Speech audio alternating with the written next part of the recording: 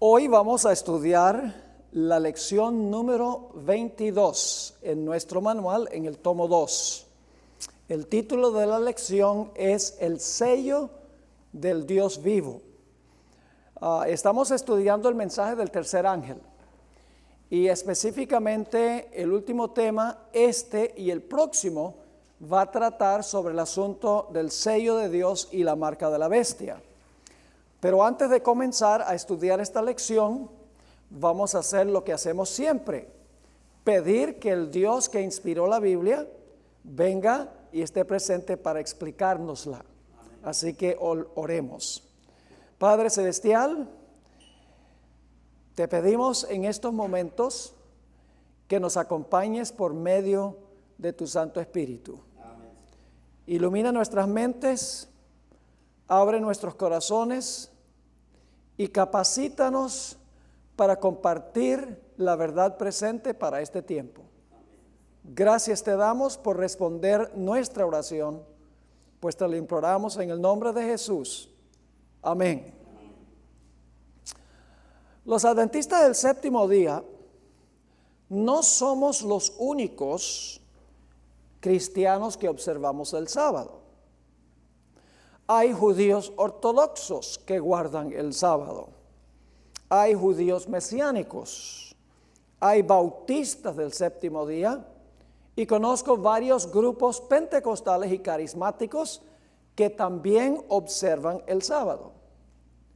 Pero nuestro concepto del sábado, como adventistas del séptimo día, es completamente distinto que el concepto que tiene cualquier otra iglesia.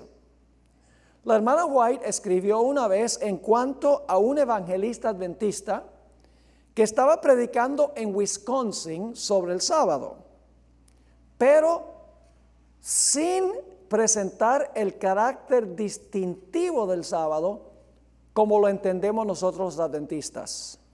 Quiero leer esa cita que se encuentra en Testimonios para la Iglesia, Testimonies for the Church, tomo 1, página 337. Recuerde que está hablando de este evangelista que predica el sábado como lo predicaría cualquier otra iglesia, que hay que guardarlo porque es uno de los 10 mandamientos. Dice lo siguiente: en lo que al sábado se refiere, él, es decir, el evangelista, sostiene la misma creencia que los bautistas del séptimo día. Yo he visto los argumentos que usan los bautistas del séptimo día. Son los mismos argumentos que usamos nosotros, que Cristo entró a la sinagoga el sábado, las mujeres descansaron el sábado conforme al mandamiento. En el libro de Hechos, Pedro y Pablo entraban a la sinagoga el sábado. Todos los mismos argumentos que usan todas las iglesias que guardan el sábado. Pero ahora escuchen. Dice, el sábado pierde su poder cuando lo separamos de los mensajes, es decir, cuando lo separamos de los mensajes de los 3 ángeles. Pero cuando lo vinculamos con el mensaje del tercer ángel, un poder lo acompaña que trae convicción a los incrédulos e infieles y los impulsa a salir con fortaleza para mantenerse firmes y para vivir, crecer y florecer en el Señor. Lo que hace que nuestro concepto del sábado sea especial y único es que lo conectamos con el mensaje del tercer ángel, el asunto de la marca de la bestia y el sello de Dios. Ahora, Elena White también escribió que el sábado será el punto que separará a los fieles de los infieles en el gran conflicto final, y explicó que cuando el sábado se proclamara más plenamente, las iglesias nominales, las otras iglesias cristianas, se levantarían en contra del remanente de Dios, pero que al mismo tiempo muchas personas en esas iglesias saldrían para unirse al remanente. Quiero leerles una cita del Espíritu de Profecía que se encuentra en Primeros Escritos, páginas 33 y 34. Aquí Elena White comenta sobre la importancia del sábado en el tiempo del fin. Vi que el santo sábado es y será el muro separador entre el verdadero Israel de Dios y los incrédulos, así como la institución más adecuada para unir los corazones de los queridos y esperanzados santos de Dios. Vi que Dios tenía hijos que no reconocen ni guardan el sábado. No han rechazado la luz referente a él. Y al empezar el tiempo de angustia, este no es el gran tiempo de angustia después de cerrarse la puerta de la gracia, es lo que se llama el tiempo de angustia previo, antecito de cerrarse la puerta para todo el mundo. Dice, y al empezar el tiempo de angustia, fuimos henchidos del Espíritu Santo, cuando salimos a proclamar, ¿qué cosa? Más plenamente el sábado, es decir, conectándolo con el santuario y el mensaje del tercer ángel. Sigue escribiendo, esto enfureció a las iglesias nominales, pues no podían refutar la verdad sabática. Y entonces los escogidos de Dios, comprendiendo claramente que poseíamos la verdad, salieron y sufrieron la persecución con nosotros. Vi guerra, hambre, pestilencia y grandísima confusión en la tierra. Los impíos pensaron que nosotros habíamos acarreado el castigo sobre ellos y se reunieron en consejo para raernos de la tierra, creyendo que así cesarían los males. Qué tremenda cita esa, ¿verdad? Ahora, ¿en qué sentido es peculiar el concepto adventista del sábado? En otras palabras, ¿cómo se distingue nuestro concepto del sábado del concepto que tienen todas las demás iglesias que observan el sábado? Para los adventistas del séptimo día, el día sábado no es meramente uno de los 10 mandamientos. Creemos que el sábado es el sello de Dios, que se encuentra en el mismo corazón de los 10 mandamientos. Creemos que este mandamiento será el punto de contención en la gran prueba final que dividirá al mundo en 2 grupos. Por un lado estarán los que observan el domingo y recibirán la marca de la bestia. Por el otro lado estarán los que guardan el sábado y reciben el sello de Dios. Y según las profecías, los que tienen la marca de la bestia se levantarán para perseguir a los que tienen el sello de Dios. Esto ahora parece una imposibilidad, pero el corazón del hombre puede ser muy cruel cuando no es gobernado por el Espíritu de Dios. Los adventistas creemos que el sábado no es meramente un día para asistir a la iglesia. Como muchas iglesias sabáticas, ellos creen que guardar el sábado es ir a la iglesia y entonces irse a jugar deportes por la tarde o a ver un partido de fútbol. Los adventistas creemos que el sábado no es meramente un día para asistir a la iglesia, sino un día completo en que hay que suspender todas las actividades seculares de todos los días, desde la puesta del sol el viernes hasta la puesta del sol el sábado, 24 horas completas suspendiendo todo lo nuestro. Creemos también que Jesús entró en el lugar santísimo en 1844 y que todos los que entran al lugar santísimo por la fe guardarán el sábado, pues el sábado está en la ley y la ley está en el lugar santísimo. La importancia del sábado se acentúa en el lugar santísimo por la presencia del pote de maná dentro del arca. Es decir, que Dios le da realce al sábado en el lugar santísimo, porque en el arca del pacto están los 10 mandamientos y en el centro de los 10 mandamientos está el sábado. Pero además de estar el sábado en los 10 mandamientos, Dios quiso enseñar la santidad del sábado también poniendo en el arca un pote de maná. Y ustedes recuerdan en Éxodo 16 que la razón, una de las 2 razones por las cuales Dios dio maná a Israel fue para enseñarles la necesidad de observar el sábado. Es decir, en el lugar santísimo doblemente se enfatiza el sábado, en los 10 mandamientos y por el pote de maná. Y tal vez eso explique por qué la hermana White dice que cuando Dios le dio una visión del lugar santísimo, cuando ella entró al lugar santísimo en visión, dice que vio alrededor del sábado un halo del mandamiento del sábado en la ley, un halo, es decir, se le da realce al sábado. Y eso es cierto porque está en los 10 mandamientos y también el pote de maná. Ahora, en nuestro estudio de esta tarde, lo que queremos hacer es estudiar el asunto del sello de Dios y la marca de la bestia, la crisis final, desde 3 perspectivas. En primer lugar, vamos a ver que el conflicto final tiene que ver con la ley de Dios. En segundo lugar, vamos a ver que el conflicto final tiene que ver con los primeros 4 mandamientos de la ley de Dios.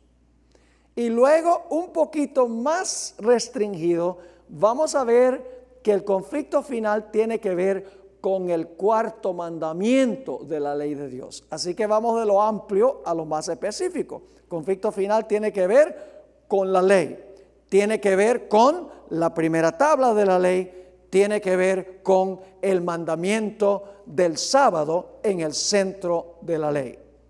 Así que vamos a ver en primer lugar el concepto más amplio del conflicto final, que va a ser sobre el asunto de la ley de Dios.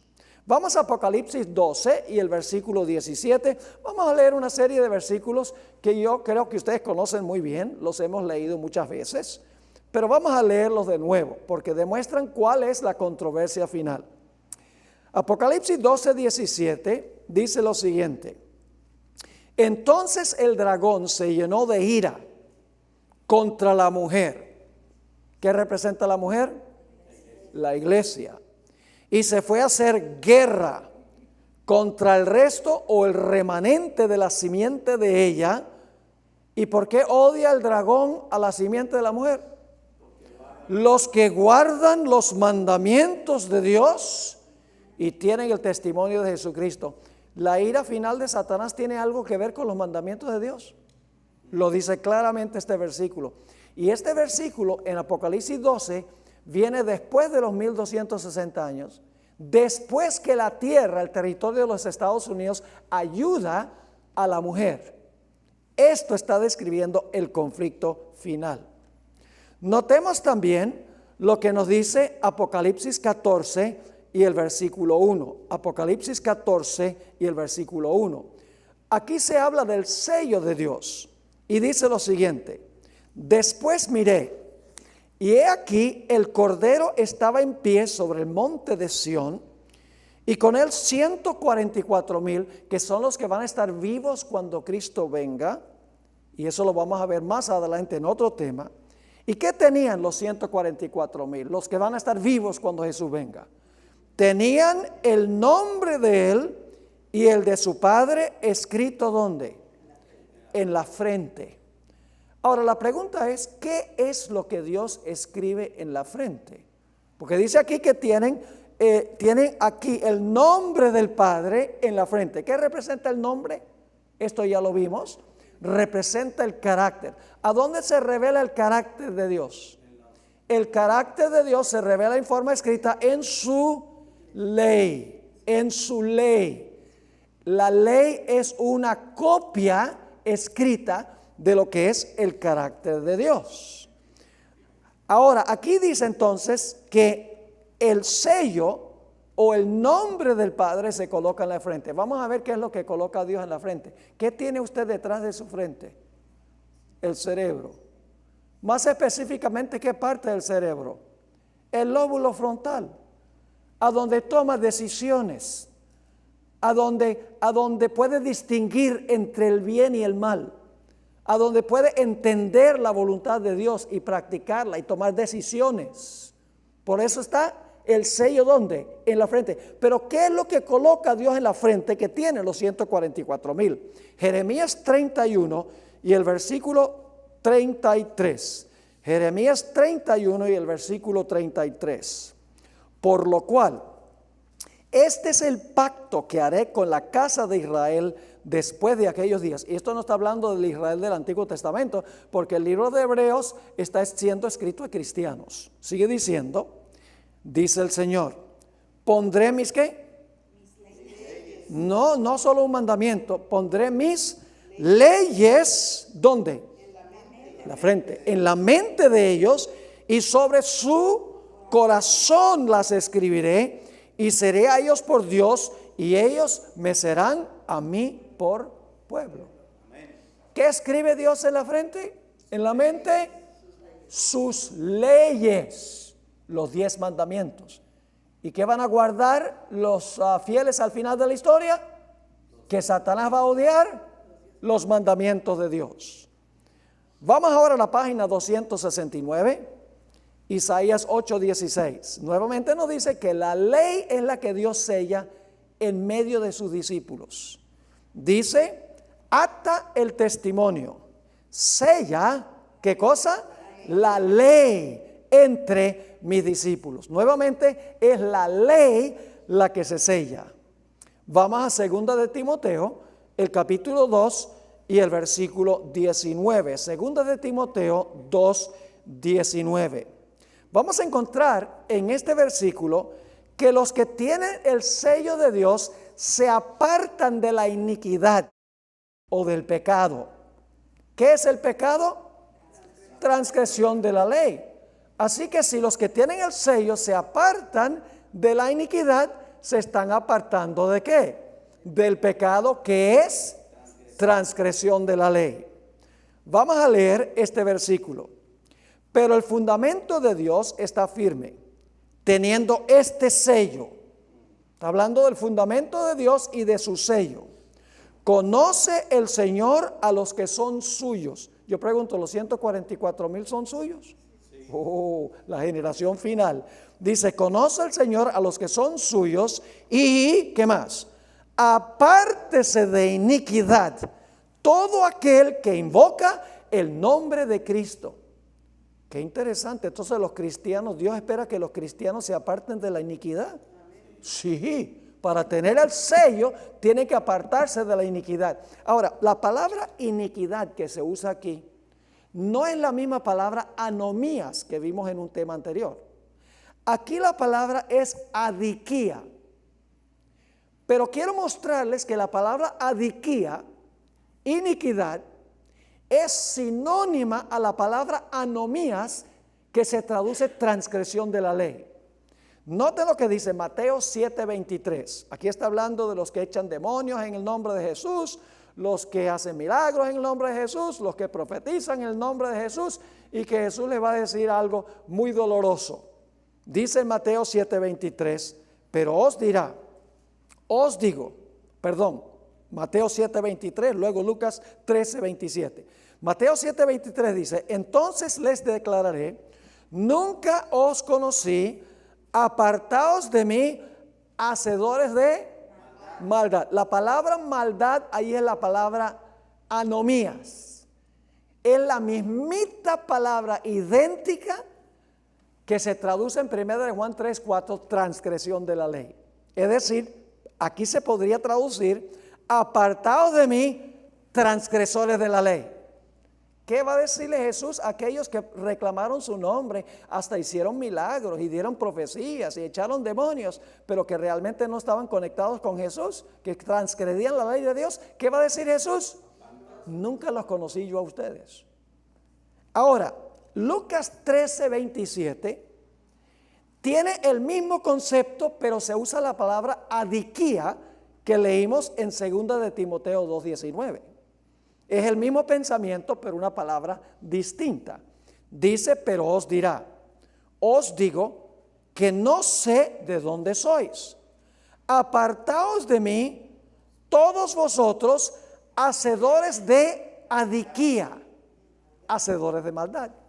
Es decir, que la palabra que se usa en 2 Timoteo 2:19, iniquidad, es sinónima a la palabra anomías, que significa transgresor de la ley. ¿Entendieron el punto? Ahora, vamos a encontrar en el mensaje del tercer ángel que se presenta un contraste entre los que adoran a la bestia y los que son fieles a Dios. Vamos a leer el mensaje del tercer ángel y luego leemos el versículo 12, que en realidad es la conclusión del mensaje del tercer ángel. Dice: y el tercer ángel los siguió diciendo a gran voz: si alguno adora a la bestia y a su imagen y recibe la marca, ¿dónde? En su frente o en su mano, de eso hablaremos después. Los fieles de Dios solo reciben la señal, ¿dónde? En la frente. Pero los seguidores de la bestia, a la bestia no le importa si es en la frente o si es en la mano. Eso tiene una importancia, lo vamos a ver hacia el final del tema. Sigue diciendo en el versículo, nuevamente el versículo 9, el tercer ángel lo siguió diciendo a gran voz: si alguno adora a la bestia y a su imagen, recibe la marca en su frente o en su mano, él también beberá del vino de la ira de Dios, que ha sido vaciado puro en el cáliz de su ira. Todo esto lo vamos a estudiar en el futuro. Y será atormentado con fuego y azufre delante de los santos ángeles y del Cordero, y el humo de su tormento sube por los siglos de los siglos. Y ahora repite lo mismo que decía el versículo 9. Dice en el versículo 11, nuevamente: y el humo de su tormento sube por los siglos de los siglos, y no tienen reposo de día ni de noche los que adoran ¿a quién? A la bestia. ¿Qué más? A su imagen, ni nadie que reciba la marca de su nombre. Ese es un grupo. Los que adoran la bestia, la imagen y reciben ¿qué cosa? La marca. Ahora en el versículo 12 se presentan los fieles. Fíjense lo que dice en Apocalipsis 14:12. Aquí está la paciencia de los santos. ¿Y qué caracteriza a los santos? Los que guardan los mandamientos de Dios y la fe de Jesús. Se presenta un contraste entre los que adoran la bestia, su imagen y reciben la marca, y por el otro lado están los que guardan los mandamientos de Dios y la fe de Jesús. Así que el primer punto que quiero que notemos es que el conflicto final tiene que ver con ¿qué cosa? Con la ley de Dios. Es el concepto más amplio, tiene que ver con los 10 mandamientos. Los fieles tendrán los 10 mandamientos escritos en la frente. Los infieles desobedecerán los mandamientos de Dios. Los fieles tendrán el sello de Dios porque se han apartado de la transgresión de la ley, mientras que los que tienen la marca de la bestia seguirán transgrediendo la ley, aun cuando van a decir Señor, Señor, y van a hacer milagros, y van a dar profecías, y van a echar demonios, y van a tener mucho escándalo en el servicio religioso. Ahora vamos a ver el círculo un poco más pequeño. El conflicto final tiene que ver con la primera tabla de la ley. Ven que vamos de lo amplio a la primera tabla al sábado. Es decir, el conflicto final tiene que ver con los primeros 4 mandamientos de la ley de Dios. No solamente con la ley en general. Note lo que dice Deuteronomio, el capítulo 6, Deuteronomio 6, el versículo 4 y el versículo 5, y luego seguimos leyendo después. Oye Israel, Jehová nuestro Dios, Jehová uno es. Y amarás a Jehová tu Dios de todo tu corazón y de toda tu alma y con todas tus fuerzas. Ese es el primero y gran mandamiento, ¿sí o no? Jesús en Mateo 22 dijo que ese es el primero y el gran mandamiento. ¿Cuáles mandamientos resume este gran mandamiento? Los primeros 4. Porque si yo amo a Dios, no voy a tener otros dioses. Si yo amo a Dios, yo no voy a hacer ídolos que rebajen mi concepto de Dios. Si yo amo a Dios, voy a respetar su nombre. Si yo amo a Dios, voy a guardar su santo sábado, el sábado de Él, porque es el sábado del Señor tu Dios, y Dios lo llama mi santo día. Amén. Ahora, ¿qué recomendación se dio aquí Después que se dice que Israel debe amar a Jehová su Dios de todo corazón, con toda el alma y con todas sus fuerzas, ¿qué debe hacer con ese concepto? Versículo 6. Y estas palabras que yo te mando hoy estarán sobre tu corazón. Y las repetirás a tus hijos y hablarás de ellas estando en tu casa y andando por el camino y al acostarte y cuando te levantes. Y los atarás como una señal donde en tu mano y estarán como que frontales entre tus ojos. Ahora, la marca de la bestia puede ser o en la frente o en la mano, pero aquí dice que se deben poner como señal en la frente y en la mano. Es un detalle importante. Así que ¿a dónde se debía escribir este concepto que leímos? Amarás a Jehová tu Dios de todo tu corazón, de toda tu alma y con todas tus fuerzas. ¿A dónde se debía poner eso? Se debía poner eso como frontales en la mente. ¿Y con qué mandamientos tiene que ver este consejo de amar a Dios, como dicen, por sobre todas las cosas? Tiene que ver con los primeros 4.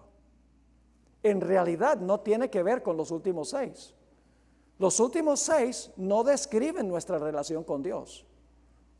El mandamiento, honra a tu padre y a tu madre, tiene que ver con un plano horizontal. No matarás, un plano horizontal. No cometerás adulterio, nuestros prójimos. No hurtarás, nuestros prójimos. No hablarás falso testimonio, nuestros prójimos. No codiciarás, nuestros prójimos. Es decir, lo que deben escribir en sus frentes es que Dios se debe amar por encima de todo. Un resumen de los primeros 4 mandamientos de la ley de Dios. El punto central, estamos en la página 4, el punto central en el conflicto final será la adoración. ¿Están de acuerdo? Se va a repetir a nivel global la historia de Daniel 3. ¿Cuál era el conflicto en Daniel 3? Tenía que ver con adoración. 11 veces se menciona la palabra adorar en Daniel 3. ¿Tenía que ver también con los mandamientos de Dios? Sí, especialmente mandamientos que dicen no te inclinarás a ninguna imagen y no tendrás dioses ajenos delante de mí. Y eso se va a repetir globalmente. Ya la imagen no va a ser literal, ni la bestia como Nabucodonosor, que fue bestia literal, no va a ser. Esto ahora llega a representar sistemas a nivel global al final de la historia. Va a tener que ver con la adoración. Ahora, fíjense en el manual, en la página 270, van a darse cuenta que el conflicto final tiene que ver con estos primeros 4 mandamientos. En el capítulo 13 de Apocalipsis se describe la falsa adoración a la bestia y a su imagen y a la recepción de la marca. En contraste, el mensaje del primer ángel describe a aquellos que adoran al Creador. Ahora fíjense este resumen aquí. En Apocalipsis 13:4 dice que todo el mundo va a adorar ¿a quién?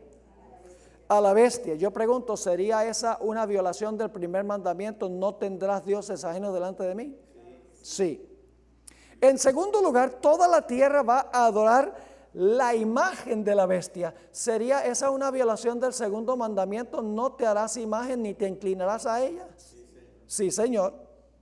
El tercer punto es que dice en Apocalipsis 13:6 que la bestia blasfema el nombre de Dios. ¿Cuál mandamiento es ese? El tercero. No tomarás el nombre de Jehová tu Dios en vano. Y la bestia ataca al Creador.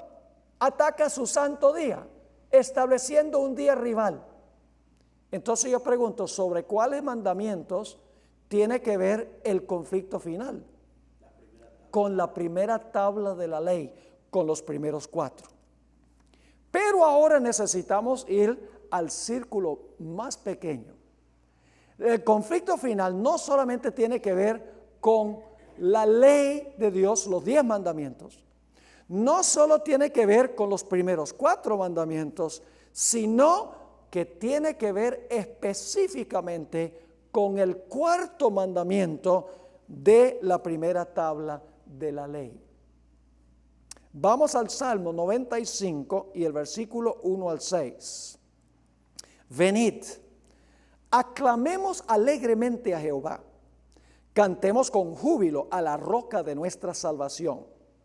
Lleguemos ante su presencia con alabanza, aclamémosle con cánticos. Porque Jehová es Dios grande, el Rey grande sobre todos los dioses, porque en su mano están las profundidades de la tierra y las alturas de los montes son suyas. Suyo también el mar, pues él lo hizo, y sus manos formaron la tierra seca. Y ahora viene el versículo clave. Venid, adoremos y postrémonos, arrodillémonos. 3 formas de decir lo mismo.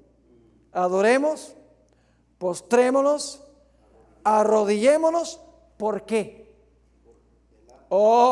Delante de Jehová nuestro Hacedor. ¿Por qué adoramos a Dios? Porque es nuestro creador. Note Nehemías 10 y el versículo 6 dice lo mismo. Nehemías 10:6. Tú solo eres Jehová. ¿Por qué solo Él es Jehová? Tú hiciste los cielos y los cielos de los cielos, con todo su ejército, la tierra y todo lo que está en ella, los mares y todo lo que hay en ellos. Y tú vivificas todas estas cosas. ¿Y cuál es el resultado? Y los ejércitos de los cielos te adoran. ¿Por qué los ejércitos de los cielos adoran a Dios? Porque Dios los creó. Lo dice el texto. Apocalipsis 14, 6 y 7 conecta nuevamente la creación con la adoración. Apocalipsis 14, 6, lo hemos leído antes. Vi volar por en medio del cielo a otro ángel que tenía el evangelio eterno para predicarlo a los moradores de la tierra, a toda nación, tribu, lengua y pueblo, diciendo a gran voz: temed a Dios y dadle gloria, porque la hora de su juicio ha llegado. Y luego, ¿qué dice? Y adorad a aquel que hizo el cielo y la tierra, el mar y las fuentes de las aguas. ¿Por qué adoramos a Dios según todos estos versículos? Porque Dios es el creador. Cuando Dios haga cielos nuevos y tierra nueva, también lo vamos a adorar porque hizo cielos nuevos y tierra nueva. Isaías 66, 22 y 23 en la página 271. Porque como los cielos nuevos y la nueva tierra que yo hago permanecerán delante de mí, dice Jehová, así permanecerá vuestra descendencia y vuestro nombre. Y de mes en mes, y voy a decirlo como dice en el original, y de sábado en sábado vendrán todos a adorar delante de mí, dijo Jehová. ¿Está claro? Adoramos a Dios, ¿por qué? Porque Dios es el creador. No solo al principio, sino cuando haga cielos nuevos y tierra nueva.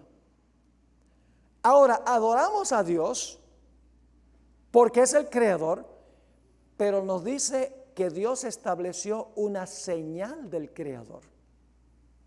Así que no podemos adorar a Dios recordándole como creador, al menos que guardemos su señal.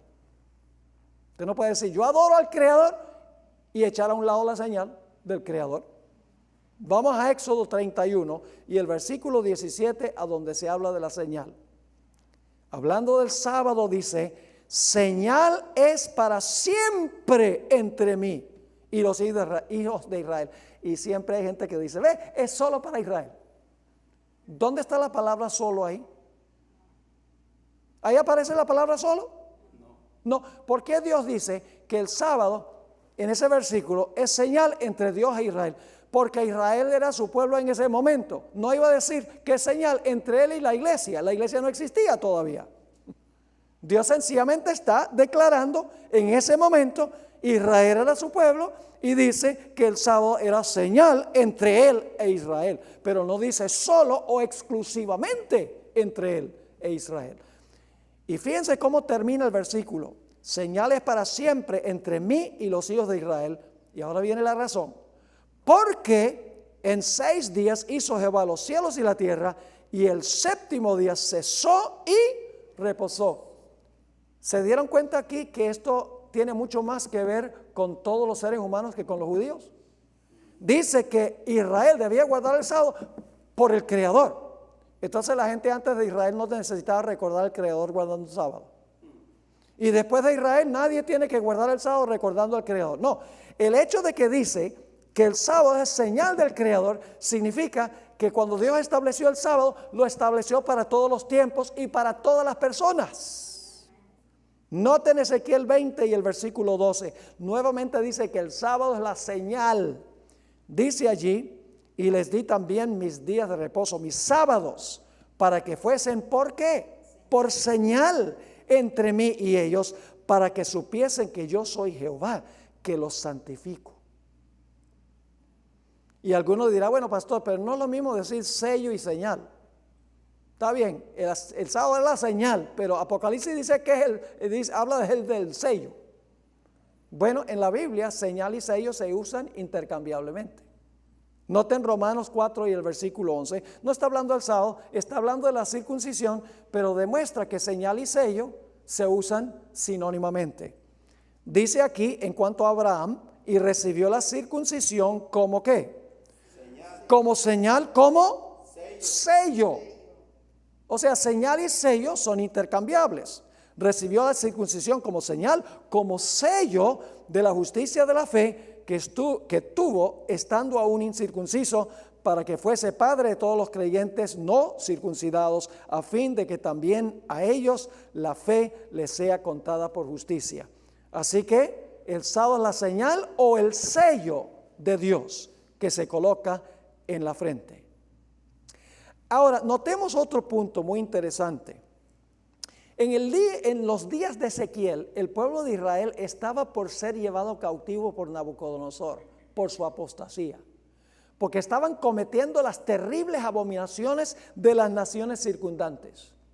En el capítulo 8 de Ezequiel, Dios le muestra a Ezequiel una abominación que su propio pueblo está cometiendo, y Ezequiel dice, wow, eso está terrible. Y Dios dice, tú no has visto nada todavía, te voy a mostrar una abominación peor que esa. Y Dios le muestra una abominación peor que esa. Y Ezequiel dice, wow, eso está terrible. Y Dios dice, no has visto nada todavía, te voy a mostrar una peor que esa. Lo que culmina la lista de abominaciones, la peor de todas, está en Ezequiel 8:16. Y me llevó al atrio de adentro de la casa de Jehová.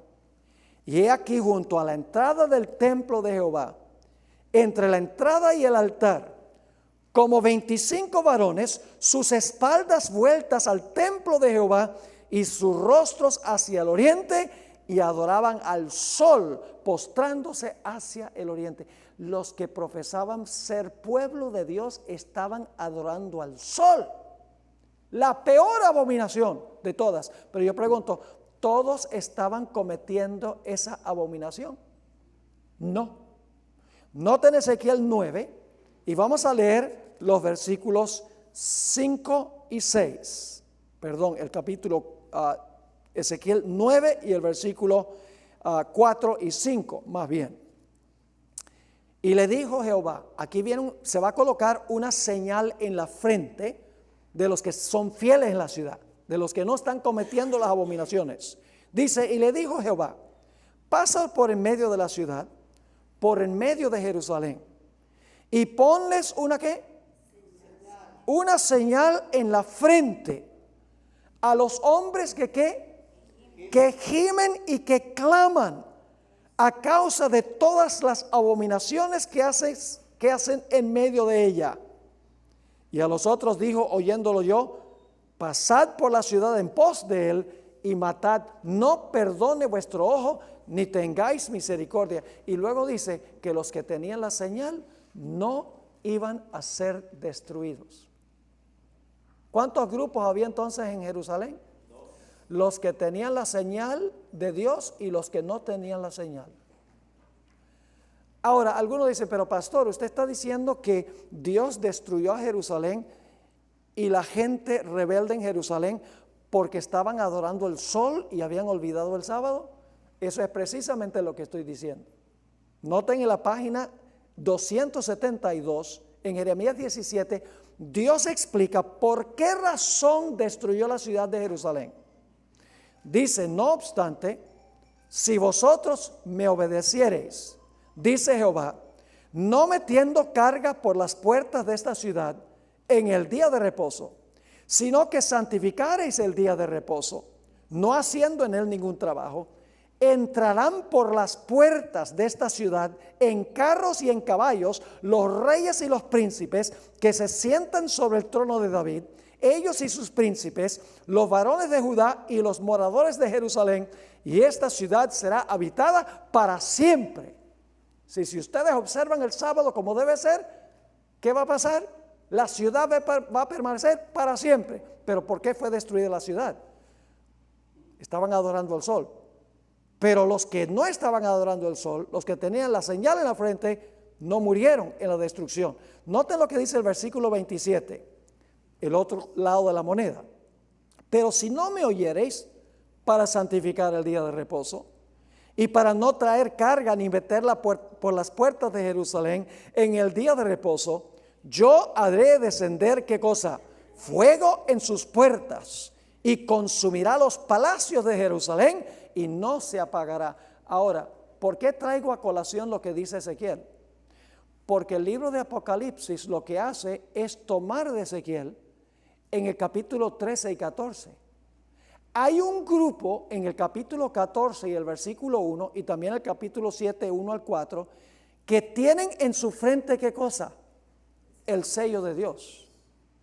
¿Van a ser protegidos esos en la destrucción final del mundo? Sí, Señor. Pero hay otro grupo que tienen, ¿qué cosa? Tienen la marca de la bestia. Están practicando las abominaciones. Están tomando el vino de la abominación de la ramera. ¿Van a ser protegidos esos?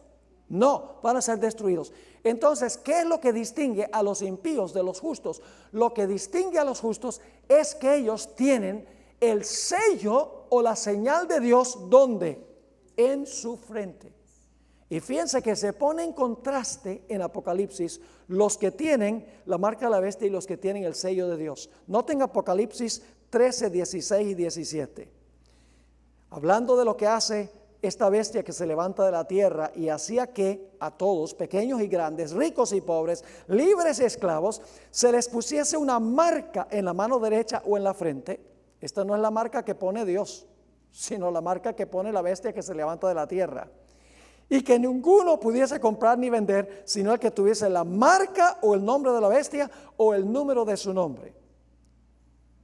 Y en el siguiente versículo, en el 14:1, se presenta el grupo que está en contraste con este. Se acaba de hablar del que tiene la marca en la frente. Ahora dice, después miré, y he aquí el Cordero estaba en pie sobre el monte de Sión, y con él 144,000 que tenían el nombre de él y el de su Padre escrito en su frente. Amén. ¿Sobre qué mandamiento es el conflicto final? Sobre la primera tabla. ¿Y cuál mandamiento específico en la primera tabla? El sello de Dios, el recordativo del Creador, el sábado. Ahora quiero mencionar algo sobre la arqueología y el sello de Dios. Esto lo mencioné ayer, pero vamos a tratarlo nuevamente porque demuestra que el sello de Dios tiene que estar en el centro de la ley. Hace unos años estaba yo en la Universidad de Andrews, donde saqué mi licenciatura y una maestría en artes y una maestría en divinidades. Cuando estábamos de vacación, pues yo iba a la biblioteca, porque no tenía que estudiar, y buscaba, me iba por los estantes de los libros y buscaba material que pudiera fotocopiar para poner en mi archivo, porque yo sabía que no iba a tener acceso a la biblioteca para siempre. Y una de esas vacaciones estaba yo viendo por los estantes y encontré unos libros verdes así bien grandotes. El nombre de los libros es Ugarítica. Ugarit era una ciudad en Canaán, alrededor del tiempo cuando se dieron los 10 mandamientos, alrededor de la misma época. Y yo no sé por qué yo bajé uno de esos tomos, son varios tomos, y me puse a hojear el libro, y de repente llegué a una página, y yo dije, wow, esto está bien interesante. Había, no solo en esa página, sino en las subsiguientes, había fotos de tablas de barro que estaban escritas por ambos lados. Ahora es interesante que estas tablas escritas en un idioma que se llama cuneiforme, esa es la escritura, eran en realidad un pacto entre un rey soberano y un rey vasallo. El rey vasallo le prometía lealtad al soberano y el soberano prometía proteger a su siervo o al vasallo. Lo interesante es que descubrí que estas tablas eran pactos entre el rey mayor y el rey menor de una nación subyugada a la mayor. También descubrí que lo que estaba escrito en el primer lado de la tabla se repetía de nuevo en el segundo lado de la tabla. Y luego miré y encontré que en un lado de la tabla, cuando el barro estaba suave, porque se hacía la escritura en las tablas cuando el barro estaba suave, me di cuenta que cuando el barro estaba suave, se había colocado un sello grandote que borraba una buena porción de la escritura en un lado. Es decir, cuando se colocaba el sello, no se podía leer todo el pacto que estaba allí. Pero los que hacían el pacto, lo que hacían era escribir el mismo pacto en la parte de atrás de la tabla, para que un lado mostrase su autenticidad, porque tenía el sello, y el otro lado podían leer el pacto. Seguí leyendo los subtítulos debajo de las fotos y descubrí que esos sellos tenían 3 características, 3 puntos. El nombre del rey que estaba haciendo el pacto, el oficio que tenía rey y en tercer lugar el territorio sobre el cual gobernaba. Por ejemplo, una de las tablas dice Nicmadu, rey de Ugarit, la ciudad de Ugarit. Y yo digo, wow, eso está interesante. En la época cuando se dieron los 10 mandamientos, aquí tenemos un pacto escrito en tablas. Las tablas están escritas por ambos lados. Es un pacto entre un rey soberano y sus súbditos. El sello está en el centro y el sello tiene 3 puntos. ¿Y será posible que Dios dio los 10 mandamientos en esa época como se daban todas las demás leyes? Sí. Deuteronomio 4:13 dice que la ley de Dios, los 10 mandamientos son el pacto de Dios. Fueron escritos los mandamientos en tablas, ya no de barro, pero de piedra. Deuteronomio 4:13. Las tablas estaban escritas por ambos lados. Éxodo 32:15 y 16. En el centro de la tabla debemos hallar ¿qué? El sello del que dio la ley, que hace que la ley sea auténtica. ¿Y qué 3 características debe estar en el sello? El nombre del dador de la ley, el oficio que desempeña y el territorio sobre el cual gobierna. ¿Cuál es el único mandamiento que tiene esas 3 características? El 4º mandamiento de la santa ley de Dios. Elena White por eso escribió En armonía con la arqueología, en Patriarcas y Profetas, página 307. El 4º mandamiento es, entre todos los 10, el único que contiene tanto el nombre como el título del legislador. Legislador significa el que dio la ley. Es el único que establece la autoridad de quien dio la ley. Así contiene, ¿qué cosa? El sello de Dios puesto en su ley como prueba de su autenticidad y vigencia. ¿Sería cosa seria sacar el sello de Dios de ahí y poner otro sello? Daniel 7:25 dice que un poder pensó que podía hacer eso. El cuerno pequeño, que representa ¿cuál poder? El papado. Dice, y hablará palabras contra el Altísimo, y a los santos del Altísimo quebrantará, y pensará en cambiar ¿qué? Los tiempos y la ley, y serán entregados en su mano hasta tiempo y tiempos y medio tiempo. La profecía decía que el cuerno pequeño, el papado, iba a pensar que podía cambiar la ley de Dios. Ahora, yo voy a pasar por alto la siguiente sección donde dice Apocalipsis 12, 16 y 17, porque el tiempo vuela rápidamente. Pero ustedes pueden leer eso allí. Por eso animo a los que están viendo por nuestro canal de televisión que se consigan un ejemplar del manual. Es muy importante. Ahora vamos a ver si la Iglesia Católica profesa haber cambiado el día. Vamos a ver si ellos dicen, nosotros lo cambiamos. En el catecismo de Peter Geierman, se llama A Convert's Catechism of Catholic Doctrine, encontramos en la página 50 lo siguiente. ¿Cuál es el día sábado? Respuesta. El sábado es el día de reposo. Pregunta. ¿Por qué guardamos el domingo en vez de guardar el sábado? Respuesta.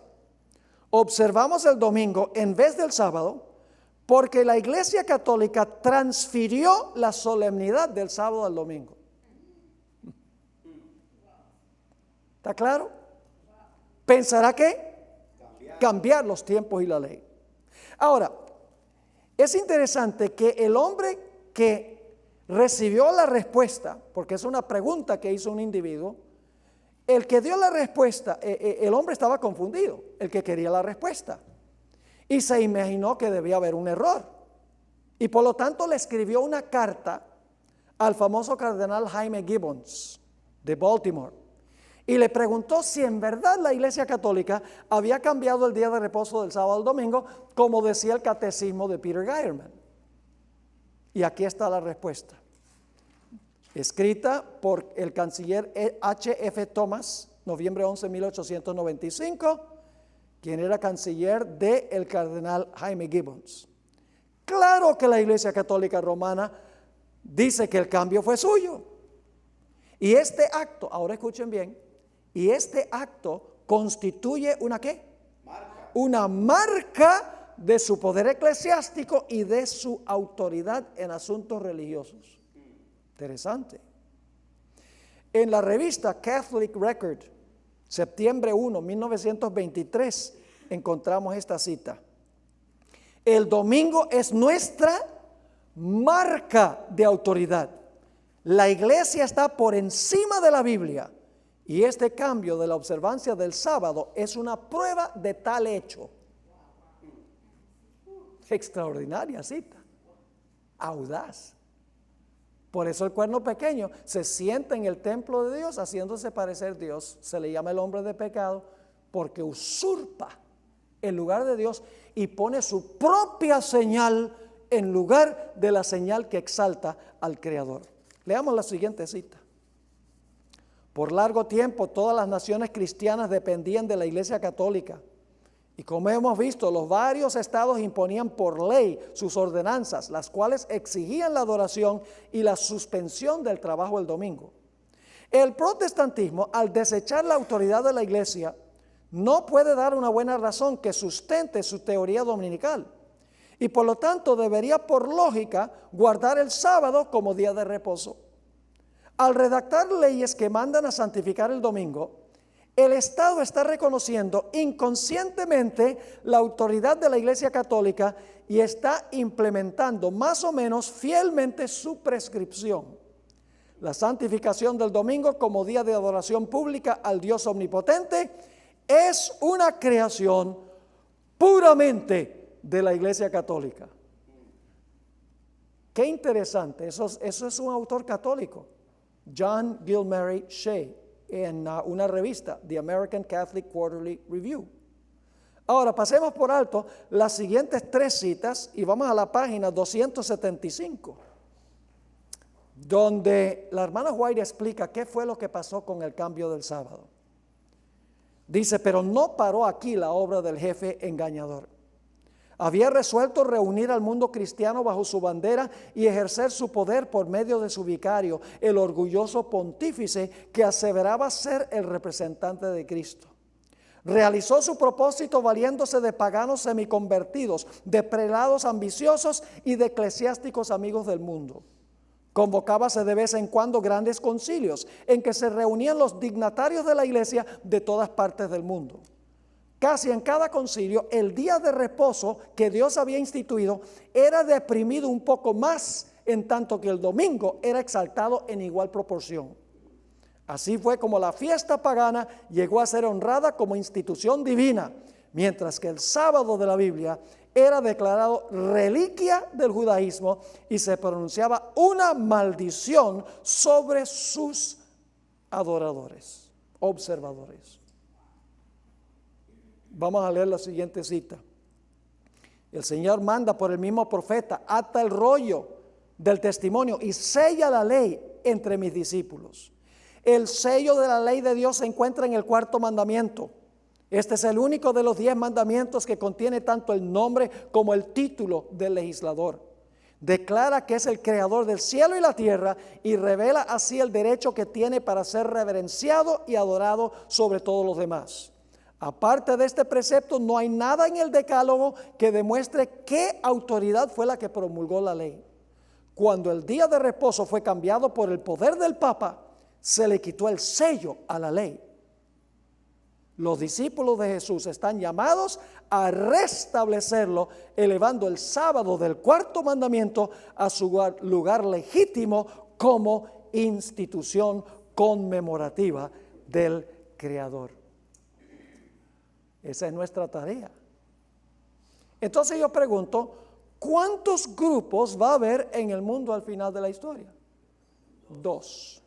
Ahora, ¿por qué la bestia da la señal en la frente o en la mano derecha? La frente significa que hay algunas personas que van a guardar el domingo y están completamente engañados en su mente pensando que el domingo es el día de reposo. Pero hay otros, la mano representa el trabajo en la Biblia. Hay otros que para poder comprar y vender, para poder trabajar por conveniencia, para que la mano pueda trabajar, aunque no están convencidos de que el domingo es el día de reposo, van a recibir la señal en la mano. Es parecido a lo que pasó con Adán y Eva. Eva pecó engañada. Adán no. Adán pecó por conveniencia, a sabiendas. ¿Están entendiendo? 2 diferentes formas. Al final de la historia es igual. Habrá personas que hay personas que saben que el sábado es el día de reposo, pero por poder comprar y vender y trabajar, siguen guardando el domingo. Hay otros individuos que creen en su mente, están completamente mesmerizados, engañados de que la bestia tiene razón y que el domingo es el día de reposo. Igual, ambos grupos se pierden porque ambos grupos tienen la Biblia. Así que ese será el conflicto final, el sello de Dios o la marca de la bestia.